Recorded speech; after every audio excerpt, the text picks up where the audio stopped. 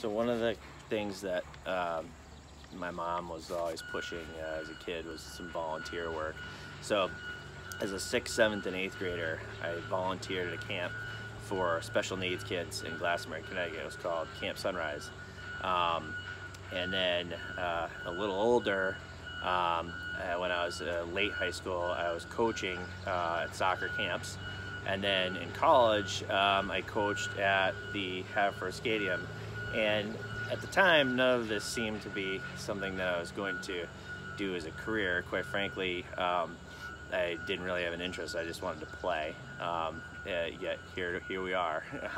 After time in Washington, D.C., I can't get away from the playing fields and still doing it.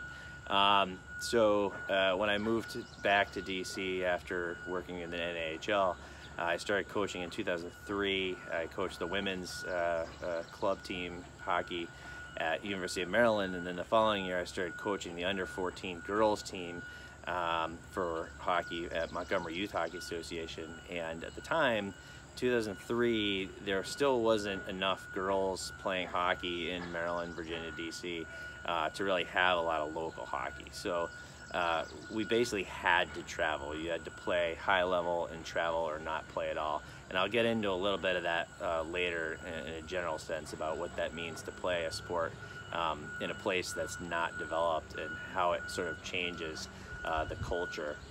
But anyway, my first coaching experience, I'd say a real coaching experience, was coaching that 14 and under team, girls hockey. And believe it or not, we played in the Midwest Elite Hockey League, and we're flying out here monthly to play Bell Tire, Victory Honda, Little Caesars, Chicago Young Americans, Team Illinois, who else is in the league, Team Wisconsin. So we'd come out on a Friday, play 5 games through the weekend, then fly back. It was interesting. There were some great players. The girls that played at that time were in a sweet spot where if they played that level of hockey, they could probably play Division I. But things would change quickly. 2008 would come around fast, which would mean a stop to adding women's teams, and of course more and more girls growing up playing below those.